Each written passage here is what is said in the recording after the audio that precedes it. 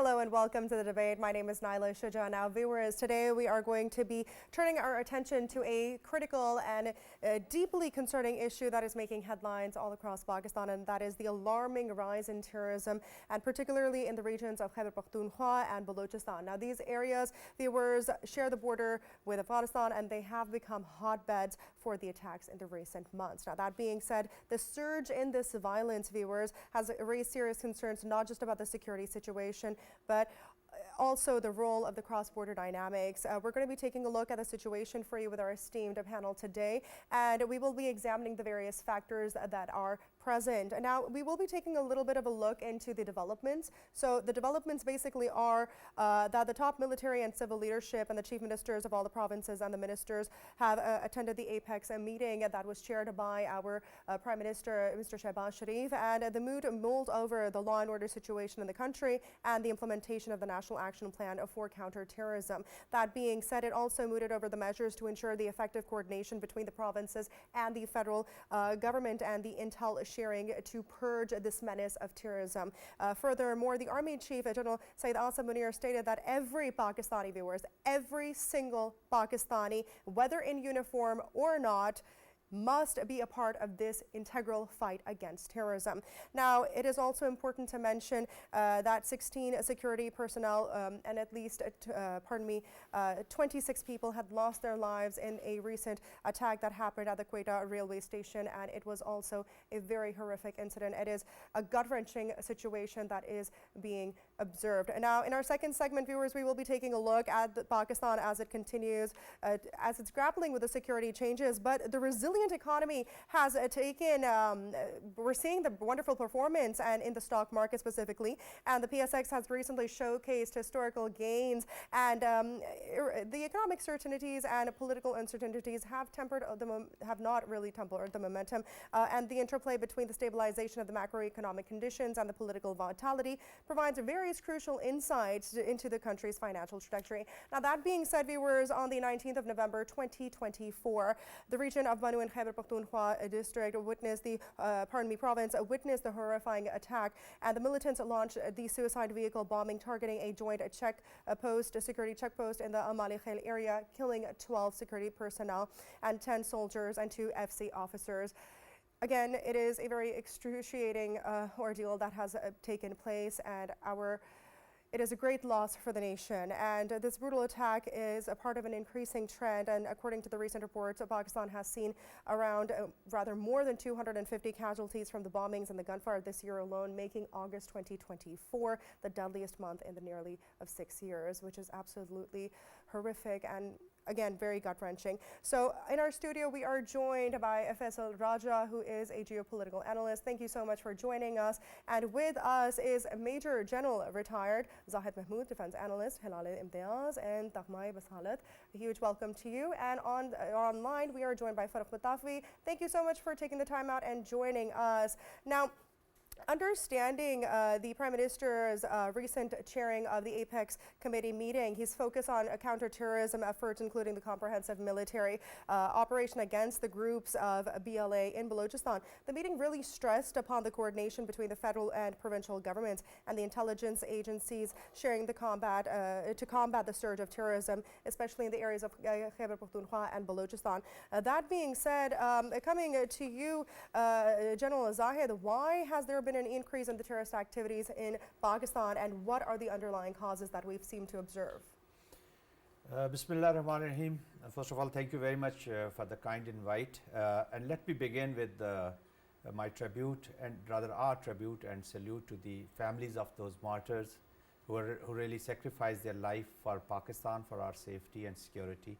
I think these are the people who really deserve our all respect and recognition. And we must start off with this, that we have to be answerable to their blood and the sacrifice. Of course, at the end of the day, we have to prove that we have not we have taken all the measures and we have taken all efforts to whatever sacrifice they have made to make it good for Pakistan and Islam. Now coming over to the Apex Committee and the surge in the Balochistan, of course there is a lot of stress. These terrorist organizations, you see, we have to understand that today Pakistan is is being subjected to a proxy war and the state-sponsored terrorism. So it's a kind of a mix which is coming from our neighbors, and I'll be very frank by taking their name, the Indians and Afghanistan. So the collaboration of India, Afghanistan, and these non-state actors, Khawarij from Pakistan. So this is a huge collaboration, and they are doing it with a lot of planning and coordinated effort. Of course, there has been a lot of measures which have been taken in Balochistan and Khyber Pakhtunkhwa, which are which are not being taken well by these enemies of Pakistan. So to create more pressure on state of Pakistan and to create a wedge between the people of Pakistan and the armed forces. So the people of in a way that people of Pakistan should start thinking that their security forces are unable to defend them. So the people of Pakistan start thinking that the state of Pakistan is unable to defend the Pakistanis and take care of them. So this is kind of a target. You have just in your intro, you have spoken about the Chief of Army Staff statement that every citizen of Pakistan has to fight this war. To me, I think he's speaking like this because every citizen of Pakistan is the target. His mind is the target. So there's a lot of subversion which is going on. Every individual of Pakistan, as I said, that they want that they should not have a faith in the state. They should not have faith in the security forces of Pakistan. So this is kind of a threat. We should be very conscious of this, and our every action, our every collaboration, whether we are a political party or we are a social group or normal citizens of Pakistan or we are a religious party. So we have to put our personal agendas, our political agendas, our party's agendas, all our things on a back burner, and security of Pakistan and economics of Pakistan, this should be our top priority. And together, because the solution of this problem lies only in one approach, and that is the whole of nation approach. So we have to do it collectively. Absolutely, very well said. Faisal, would you care to give your say?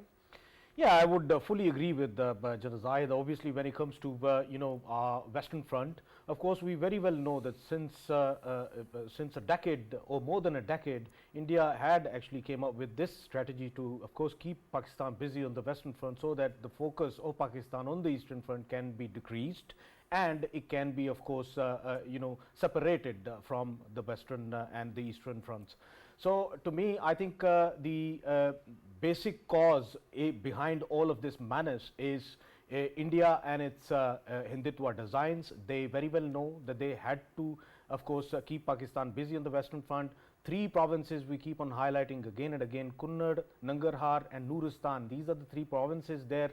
The menace is there, and ISIS Khorasan, be it TLP, TTP, or be it BLA, IMU, ETIM, all of these monsters, they are breeding there, and that is where the center of gravity of all of the terrorism lies, and it needs to be countered. And that's why we keep on getting these kind of acts of terrorism in Pakistan.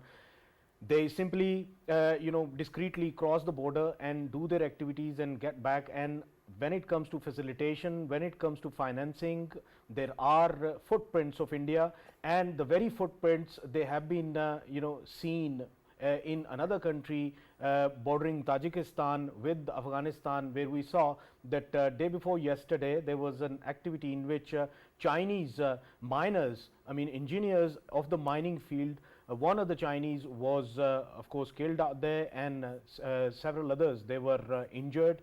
And once again, I want to highlight here is that Shamsuddin Shohin is the place. That area is not far from Farrukh itself, and Farrukh is an airbase that is under the control of the Indians. They have a CMS there as well. They have a massive number of their own troops and raw actives as well, who are of course facilitating all of the terrorists that are inside Afghanistan, and that is how they are playing their game. That needs to be countered, that needs to be looked into, and the Indian role that needs to be further looked into. Why? Because whenever we see that there is some kind of activity that is going on in Mizoram, Manipur, as we saw in recent weeks, that there was a high number of action which we have been experiencing from the Kuki tribe against their own troops, CRPFs, and that is being blamed on Chinese side, being blamed on Pakistani side, from the Indian side, though we have nothing to do with it, though China has nothing to do with it. When it comes to Kuki has their own problem, and if anyone can support them, that is from neighboring Myanmar, and nobody else is supporting them. And this is what has been happening out there. But when it comes to on our border, of course, it has everything to do with India. India has been facilitating, financing, and that needs to end, and that needs to further highlighted on the global stage as well, and this menace needs to be further countered. All right, excellent. So Farrukh, as we know that General Zahid highlighted the various underlying causes of the proxy war, the state-sponsored terrorism, and the non-state actors, would you care to add anything to this? Thank you very much, Naila. First of all, I have to begin with an apology regarding my throat. Sometimes I'll stop and cough because I'm under the weather. But I was going to talk about terrorism, and I think that at the start you quoted Army Chief, right? And especially his speech, which is very well received. I think he also pointed out something very, very important, and that was that the law enforcement agencies are paying with their blood, the cost of gaps in governance. And what exactly does it point to? We had National Action Plan in 2014, 2015. After that, we had a revised National Action Plan somewhere around 2021. It is available on the website of NACTA also. And if you read that, you realize that there were kinetic elements and there were non-kinetic elements. And unfortunately, it seems that while the kinetic elements, particularly that related to law enforcement agencies, they have continued. Other things were particularly mainstreaming of the ex-FATA. Similarly, fencing of the border was a serious concern, but then the funds that are needed for all these activities, that was also very important, and overall situation had to be improved as well. So all those things which were in the civilian domain, especially the courts and their role in prosecuting jet black terrorists, these things have been lagging behind. And because of that, many people have simply walked away and walked out, and then they have once again joined the terrorist stream. So with that kind of state of affairs, one has to ask, where exactly are we lacking? Our armed forces, after we started Operation Zarb-e-Azab, I think we almost defeated terrorism. There were no safe havens. And then remember that there are two parts of this whole equation. One is Balochistan, where a different kind of terrorism is taking place, and then of course then Khyber Pakhtunkhwa, which now includes FATA area also. In both these places, we saw a resurgence of terrorism, especially in the last days of PTI's government, right? At that time, because Afghan Taliban had taken over, and all of a sudden everyone was jubilant, Pakistan ended up compromising and making a deal with TTP. And in the end, what happened was that we ended up bringing back many elements which actually have not left, and they keep on wreaking havoc. So on one side, we need some measure of accountability, what went wrong. Today, if anybody is dying because of terrorism, and back in those days, nobody was, so why did we actually score this own goal? And similarly, I understand all this frustration with Afghanistan and of course India. India has so much money and it continuously keeps on throwing at terrorism, especially when it comes to supporting terrorism against Pakistan and CPAC. Ajay Doval has actually said on record in Shastra University speech that you only have to spend 1.5 times more than your enemy on such elements to destroy your enemy, and that is Pakistan. So, with that kind of a situation, we understand that India is doing whatever it is doing, and Afghanistan is also something that perhaps we will finally find a way, a diplomatic way to fight. But right now, what we need to do is improve governance in Pakistan, especially these two provinces. It is heartening to hear in Balochistan the government of Pakistan has decided to go for an operation. On the other side, when you talk about ex-FATA, particularly Wadi Tira, so various other places, there you need some kind of beefing up of security, and you then need also hardening of the border, not only on Afghan side, but also on the Iranian side, because the Iranian side, which is called Goldsmith Line, is also used by certain Afghans to infiltrate into Pakistan. So we have our work cut out. Army chief is right. We all will have to come together and fight the menace of terrorism. Otherwise, this thing will continue in the same way. Naila. Absolutely, a very interesting take. General Zahid, would you like to add something or? Yeah, as Pitafi sir was identifying, you know, the military strategy, it was a three-pronged strategy, and basically three fundamental steps, which was about clear, hold, and build. So he's clearly talking about that as far as the clearing and holding of the area was concerned, the military has done its part. But as far as the build part is concerned, here the governments and the civilian partners, they have to take the lead, you know. But unfortunately, in all the operations, more than 14 operations we have conducted since 2003. So after all the operations, this build part was not taken very seriously, to be very honest. We have plans, we have everything on the drawing boards. Everything is very clear. We are clear about the threat. Naila, in a way, we all are, saying that this terrorism in Pakistan, there can be many reasons.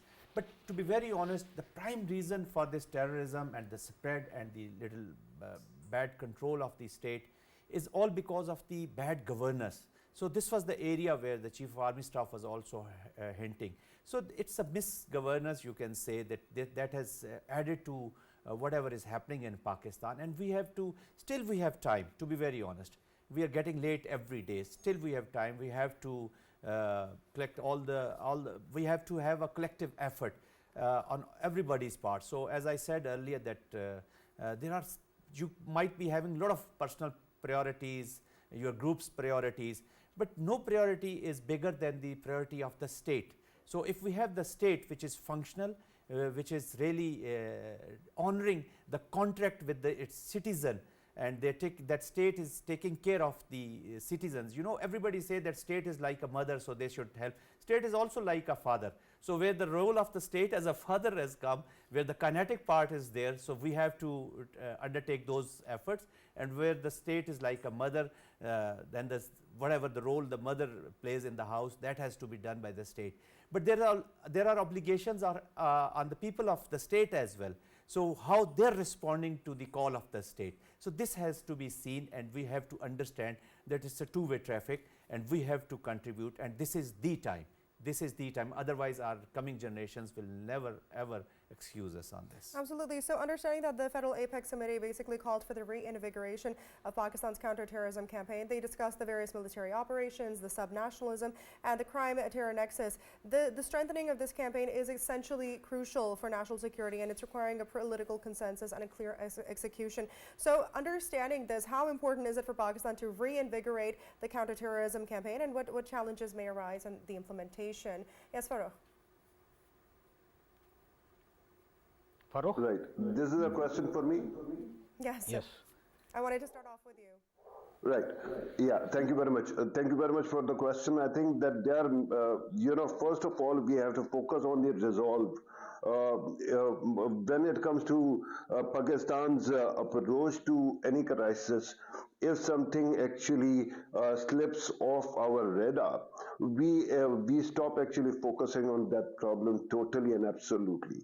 On the other side, when you talk about terrorism and the way we have been handling it, particularly when it comes to the national response, Naila, that has been lacking. And why do I say this?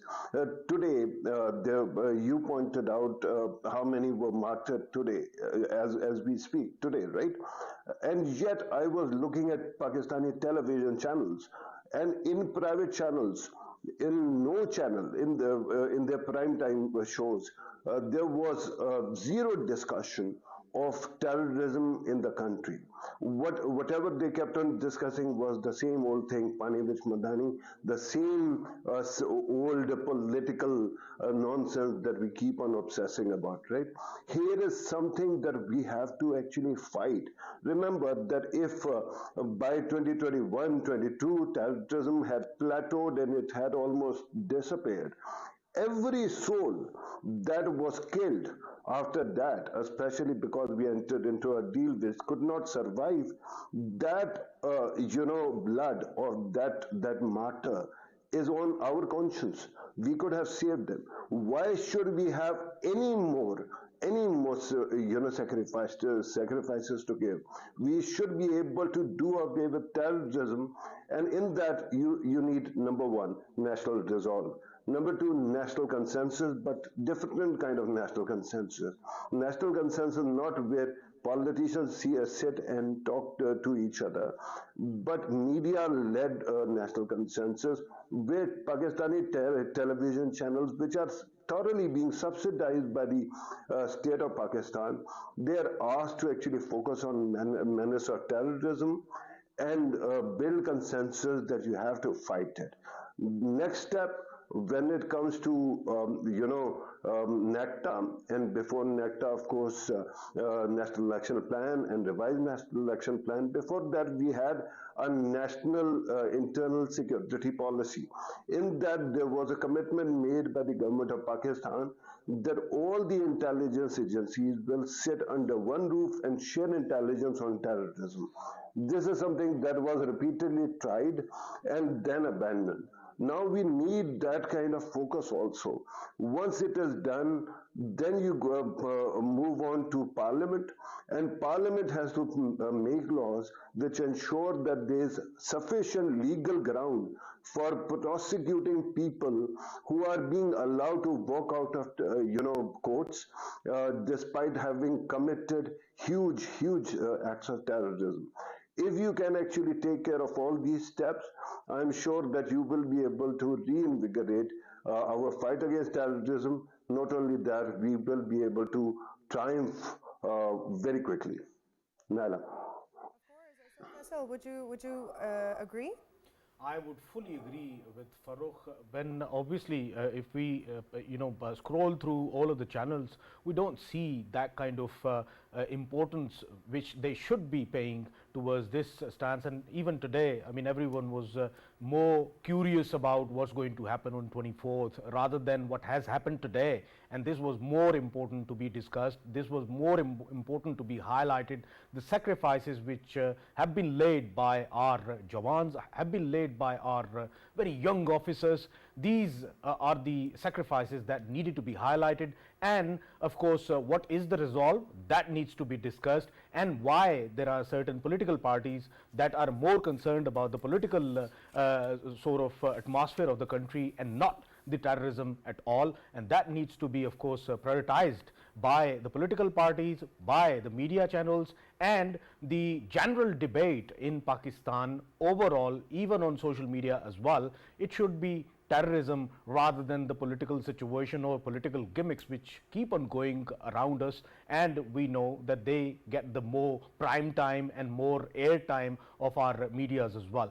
When it comes to towards the solutions, of course, we have been experiencing that these attacks to be getting more and more apparently. A reason behind this is, of course, one of them, that there is a political instability, and that needs to be fixed. and the enemy, when it sees that Pakistan is too busy in its own politics or political gimmicks, then they keep on giving a hype, and they keep on considering this time to be very fragile time for Pakistan, and they keep on pushing more money towards the terrorism, and that has been repeatedly happening. But when it comes to, of course, our security forces, our intelligence services, our Pakistan military, they have been proactive. The magnitude of IBOs, it was increased in recent times, and now, of course, there is a good news of overall operation throughout Balochistan that was direly needed, because in recent times we have been seeing that the terrorists, they were regrouping, they were rearranging themselves, and they consider this time to be one of the best times for their activities, heinous activities, and that, of course, needed to be countered.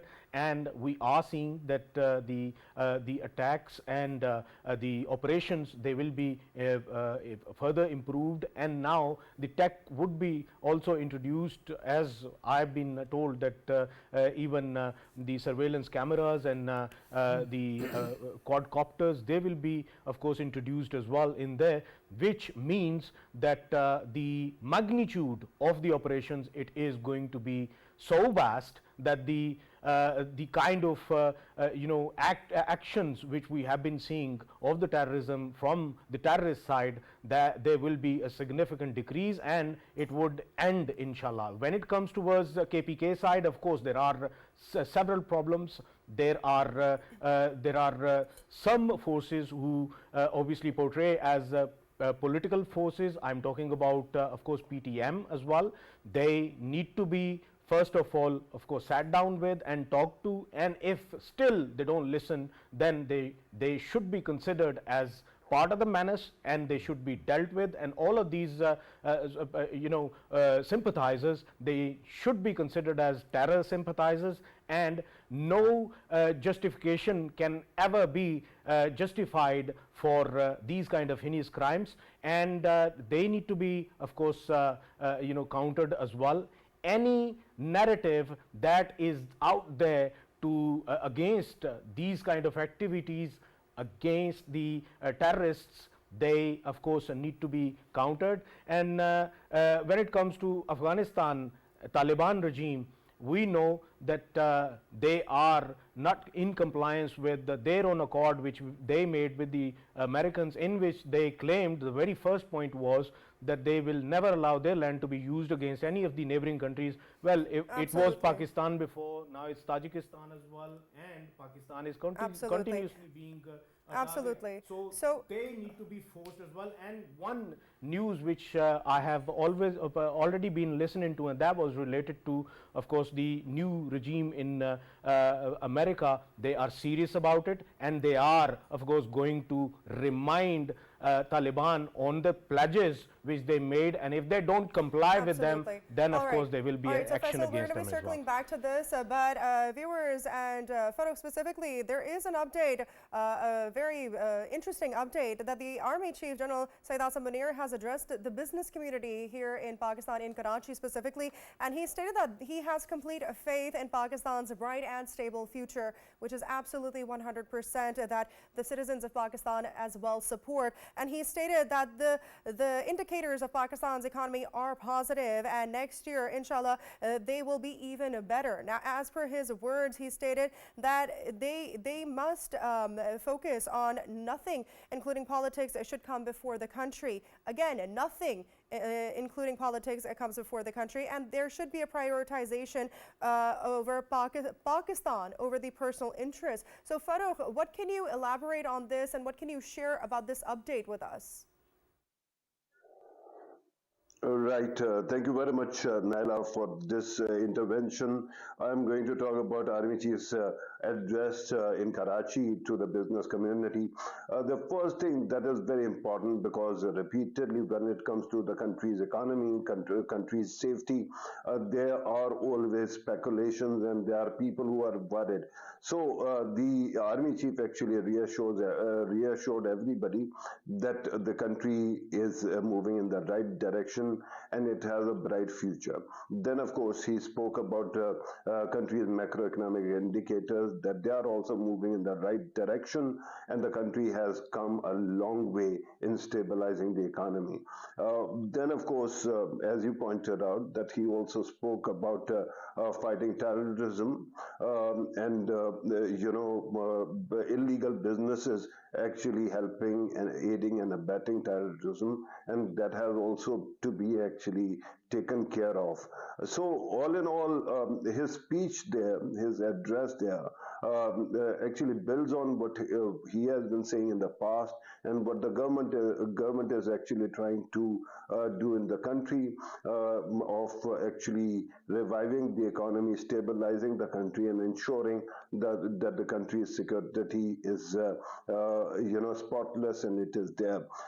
Then this point is also worth mentioning, that no matter what political hue we come from, we all have to first of all believe in Pakistan and importance of Pakistan. If Pakistan is working, it is Army Chief said that the government or the country, because state is like mother, and he said that if you want to understand the importance of independent country, then ask the Libyans and other countries which have been in turmoil how important their country is. So Pakistan has to actually stand behind its country. Pakistanis have to stand behind their country, and they have to ensure that this is priority number one. I'm really glad that Army Chief actually spoke on this matter, because yesterday the Prime Minister was speaking and now the Army Chief. It builds on the main theme that the country is moving in the right direction, and all these attempted disruptions to derail the economy or the country's political system or stability, they will amount to nothing, Naila. Absolutely. General Zahid, would you care to add? Yeah, of course, Army Chief has been interacting with the business community. Look, Naila, we have to understand that for a better security and ensuring security of Pakistan, the economy is the most important aspect. If you want to have independent policies, if you want to have independent applications, because we are victim of a huge number of enemies, to be very honest. There is an international application, there is a domestic application. So till the time we are good in our economy, or we have a better economy, will be unable to secure this country. So he understands. Then unfortunately, again, going back to the governance issues, anybody who is in Pakistan who wants to, they are interested to invest in Pakistan, or anybody who wants from abroad who is interested to invest in Pakistan, they look towards army, unfortunately, to guarantee them that their businesses will remain secure, because they have a serious security challenges as well as little governance challenges. That's why the SIFC has been, that has been created. So it's a one window operation, and it's a kind of a ease of doing business. So once the chief of the army staff, when he speaks to the businessman, that amounts to giving them a rich confidence, in the state, and then they'll be able to, invest a lot in Pakistan. Now, we are talking, once we are talking about the economy, there is a lot of illegal trade which is there on the borders in Balochistan and Khyber Pakhtunkhwa. So many people are also associated with that trade. Now, once you have taken a lot of serious steps to secure the borders, to seal the borders, so these people who are illegal gangs and all those who are related with the illegal money, the spectrum which we are, illegal spectrum which we are talking about. So they also add to the acts of terrorism. So they also, they start, they are having a common agenda to suppress the security forces, to have a little ease. Here the role of the government that comes in, So socially, economically, they have to take care of every citizen of Pakistan who's doing business in Pakistan, whether in the border area and all that. So once you're sealing the borders, you're you're strict on the illegal spectrum of the trade and all that stuff. But alternatively, you have to create the jobs. Alternatively, you have to give other opportunities to the people, so they don't add to the terrorism wave which is already in Pakistan. So in the economic field, this has to be taken care of. And Naila, quickly, we were talking about the approach in the future. We have to continue with the serious and more strong kinetic application against those people who have taken up guns against the state. Anybody who is functioning within the Constitution of Islamic Republic of Pakistan, there the role of the state as a mother will come in. There the politicians have to play their role. We must continue with the dialogue, but dialogue with those who are working within the Constitution of Pakistan. Anybody who is denying the Constitution of Pakistan, he should not be talked to. Already we have given them a lot of opportunities.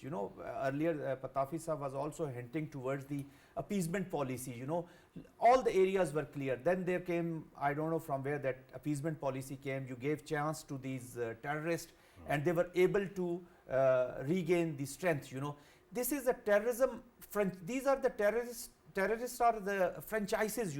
They're available to all the enemies of Pakistan. You pay them more, they will do whatever you would like to. So don't consider them as Pakistanis or Muslims or members of their societies. They are highly they don't have a belief in the state of Pakistan. So they should be treated like that. However, the government should have a transparent, people-centric approach. So every bill which is going for the betterment of the people should be known to the people that this is the kind of a money, this is kind of government efforts which are coming into the area, because now these kids are educated students in Balochistan and in Khyber Pakhtunkhwa. So they're watching you very carefully, and we have to handle them very carefully. Let them debate, then talk to them, go and meet them, take their problems. So anybody who will be out of communication with the state will be available to our enemies, and through subversion and all that things coming into, they'll start playing their role.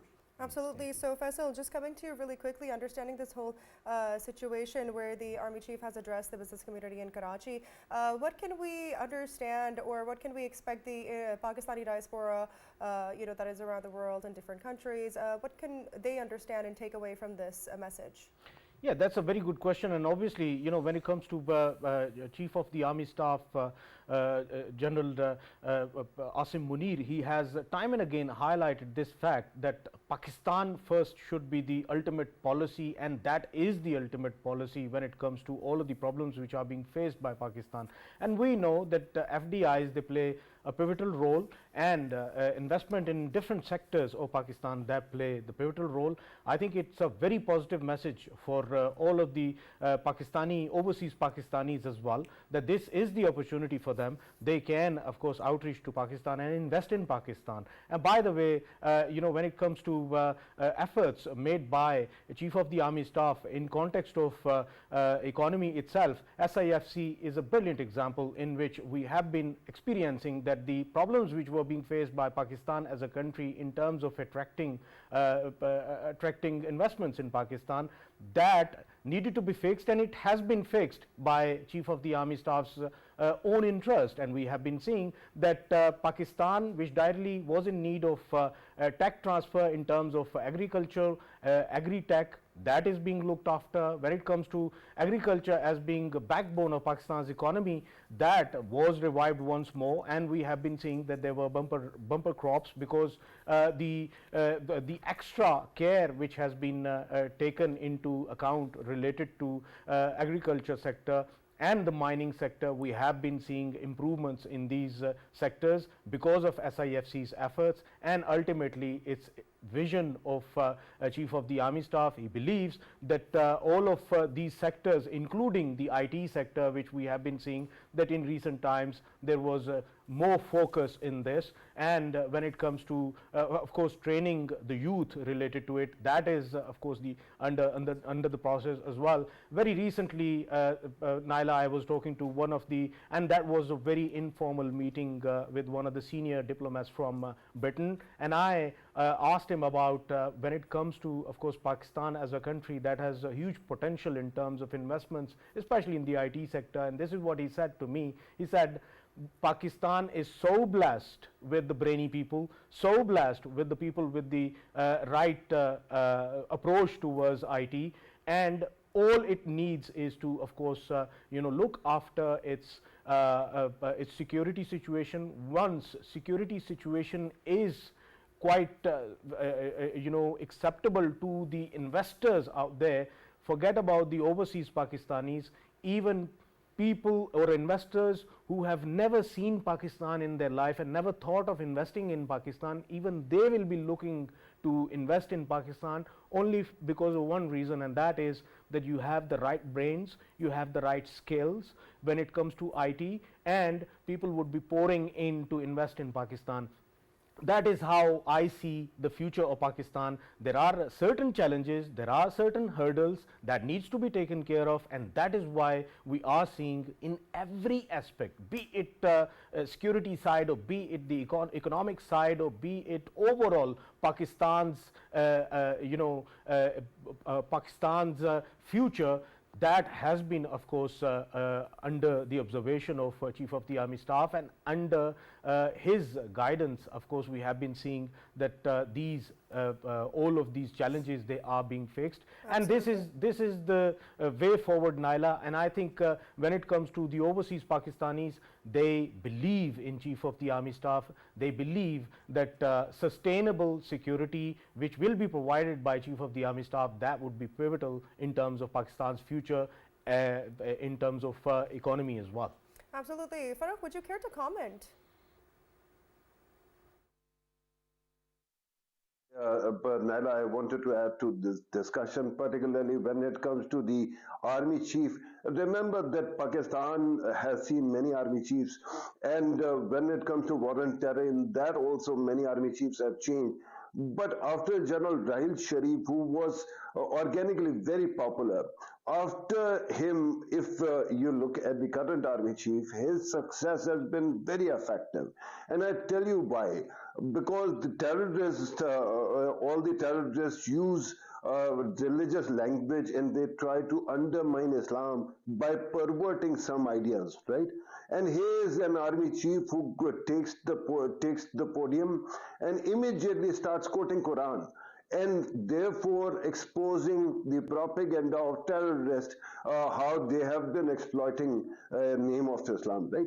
It is very, very important to understand that an army chief of this kind, who is leading from the front, and not only in the fight, the physical fight, but also in the intellectual fight, can take the country, particularly when it comes to fighting terrorism, way ahead. And regarding economics also, SIFC is only one aspect. Military diplomacy has played a very important role in bringing investment into Pakistan, and I think that with every country, including our Middle Eastern brothers, and even America, our military diplomacy always plays a very critical role in bringing investment and bringing economic stability also. Over to you, Naila. Wonderfully said, Farrukh. Now, moving on to our second segment, viewers, the Pakistan Stock Exchange is a reflection of the resilience of the nation's economy, and even amidst the challenges, but it's sustaining this progress. It requires the addressing of the structural weaknesses and ensuring the political stability, viewers, and fostering the investor confidence. And as we know that the nation is striving for financial and economic stability, the collaborative approach between the stakeholders will be vital for this long-term success. That being said, General Zahid, while the Pakistan Stock Exchange's performance highlights the investor optimism, what risks do the geopolitical tensions and the internal security concerns pose to maintaining this trajectory? Yeah, of course, after the United States election, Trump coming into office, our region has always been vulnerable to the security situation. Middle East is in a bad shape, Then there is an Indo-Pacific application in our region. So our location is, very vital. So because of the security situation around this region, and the Chinese are kind of a competitors. They have already declared that the number one competitor of United States is China, and we have a lot of collaboration with China in Pakistan for the future also. So it is going to impact Pakistan. So as far as the domestic security situation is concerned, that should be our prime responsibility. We have to have this domestic security, improved domestic security, irrespective whatever effort we have to take in this regard, we have to take. Because once we will have a stable, politically stable, we have a more secure, Pakistan, of course, just small example, today there are around 557 exhibitors in Ideas 2024, you know, and out of 557, 333 are the international exhibitors over there. So around 36, there are 36 international stalls. There are 17 new countries which have come to Pakistan. So there is something in Pakistan, that's why every international community, every country outside, they're interested in Pakistan. They want to do business with us. They are eagerly waiting to improve upon the security and the political situation of Pakistan. And to be very honest, we will not be very sincere to our state if we are unable to secure and politically stabilize Pakistan in an early time frame. So it has to be a collective effort, because if somebody is sitting in opposition today, they'll be in the government today, but the sufferers will be our future generations. This is the time to prosperous. We have the ability, we have the sport, our institutions are there. You know, we are talking about the military, army sport, the chief of army staff. His responsibility is to secure Pakistan, but he's securing Pakistan in all domains. Ideologically, he's trying to secure Pakistan. Security-wise, he's trying to secure Pakistan. Economically and socially, morally. So, like him, to be very honest, not that he is the chief of the army staff, everybody, every individual of Pakistan should be the chief of the army staff within himself. He should be our one-man army, one-man Pakistani, one-man leader of Pakistan. Everybody should think that I am the Prime Minister of Pakistan and I have to put things right. Everybody should think that I am the Chief of the Army Staff, I have to put things right. I am the social leader. So speak to yourself, speak to your conscience, and you will find the ways out. And we have the ability. Absolutely. Faisal, just a quick one-liner regarding this. Yeah, one-liner related to it is, of course, there were pressures from the outside as well. There were conflicts, and in near future, of course, we will be seeing that them conflicts, they will see an end. And with that, the pressures which were sustained by Pakistan's economy and the economy world over, that would be reduced. It would be a positive factor, but we have to have our house in order when it comes to these dharnas and lockups. They are no solution to our future, and the only solution is that all of the matters, the political matters, they need to be discussed and dealt with on the table rather than on the road. Absolutely. Farrukh, what say you? What's the one-liner that you have for us? Right. Just look at the numbers, how beautiful they are. Today, Pakistan Stock Exchange actually went as high as 96,700. It came down eventually, but just think, only a month ago, these numbers would have defied logic. And now we are thinking that maybe it can cross 100,000. So what I'm hoping and expecting, as General Saab was pointing out, that there is opportunity cost. Every time there's a deadlock in the country, we lose some opportunities. So it is very important that we don't allow any kind of deadlock to derail our economic recovery. And then, as Faisal was pointing out, I can also make one prediction about economic state of affairs, not only in Pakistan, but all over the world, that inflation after January 20th is very rapidly going to go down. So that will also help Pakistan. Wonderfully said. A huge thank you to our senior analyst and our wonderful guest, Major General Retired Zahid Mehmood, for joining us here on The Debate. Viewers, that's all the show that we have for you for today. Hope you enjoyed. This is The Debate. Take care.